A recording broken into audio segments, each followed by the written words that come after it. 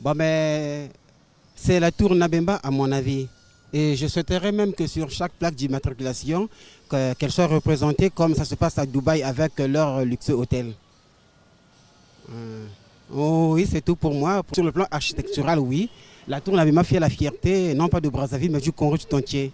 Bon, pour moi, je me dis que l'image qui fait la fierté du Congo pour l'instant, c'est le mémorial parce que c'est un site historique qui aujourd'hui attire les touristes au Congo.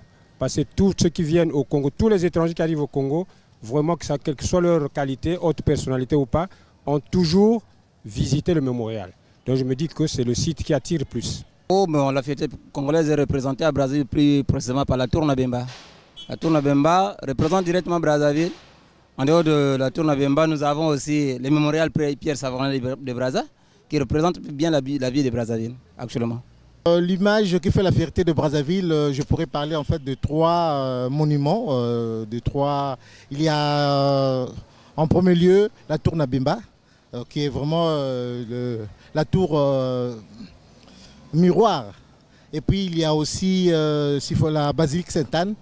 Il y a entre autres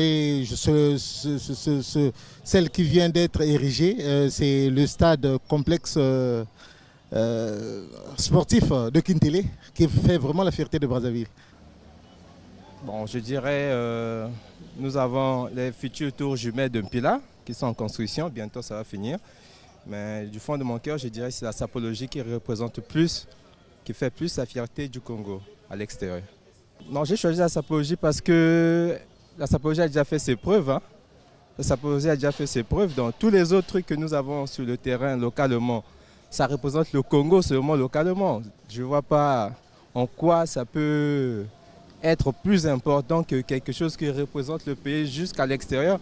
Parce que la sapologie, c'est international en France, que ce soit au Japon, tout, on reconnaît le Congolais d'abord par sa façon de se vêtir, donc la sapologie.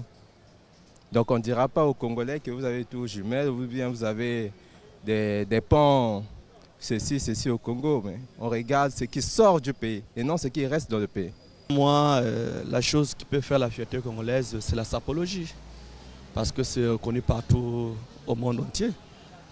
Quand on voit le Congolais en Afrique, on sait que celui-là, il est du Congo-Brazzaville par rapport à sa manière de s'habiller. Et d'autres bâtiments, oui, mais sinon, moi, c'est la sapologie. C'est très important. C'est la sape. La sape parce que, vous savez, le Congolais, c'est un allureux. Un allureux, partout là où il va, il est distingué par son accoutrement. Donc c'est ça. Et c'est ça notre fierté. L'image qui fait la fierté congolaise, prenons de Brazzaville, parce que le Congo, c'est peut-être de Karamweka à Betou. Mais en ciblant Brazzaville proprement dite, au niveau de je peux citer la basilique Sainte-Anne. Pourquoi la basilique Sainte-Anne? Parce que c'est l'un des plus vieux bâtiments, l'un des plus vieux monuments de Brazzaville. Bon, d'aucuns pourraient dire le nouveau pont, le nouveau viaduc qui relie Poto à Bakongo en bordure du fleuve. Moi, je trouve que celui-là, il n'incarne pas tellement Brazzaville parce qu'il est récent. Vous voyez, non? Il n'est pas trop connu à l'étranger. Or, la basilique Sainte-Anne, pour tous ceux qui ont résidé, tous ceux qui ont séjourné au Congo, ou tous ceux qui s'intéressent un tout petit peu à Brazzaville, ils connaissent la basilique Sainte-Anne. Hein? C'est d'après moi, hein, je peux me tromper. Donc voilà quoi, donc, je peux prendre aussi la tour Nabemba. Parce que quand on voit par exemple Paris, il y a tout de suite la tour Eiffel.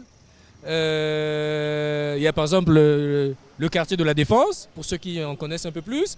Quand on voit par exemple Dubaï, c'est le fameux immeuble qui représente un voilier. Bon, chez nous, je pourrais citer la tour Nabemba pour les bâtiments. Maintenant, pour les monuments historiques, je prends la basilique Sainte-Anne. C'est vrai que j'ai été un peu partout à Brazzaville et à Pointe-Noire, les grandes agglomérations du pays. Mais seulement, je vous rappelle que je suis à la tour. Et comme je suis à la tour, c'est quand même l'image de notre pays qui se reflète à travers la tour. Et sur il y a certains de mes élèves qui veulent que je les emmène à la tour. Parce que c'est quand même une image de notre pays, vu le nombre d'étages que nous avions. Certains pour eux c'est un honneur, c'est un plaisir d'arriver jusqu'au 22e ou 23e. Et en dehors de cela, il y a aussi au niveau de la gare, au départ c'était Ondongo, maintenant c'est une belle femme qui tient les emblèmes de la nation et c'est un grand honneur pour moi. C'est ça qui reflète la beauté de ma ville et de mon pays surtout.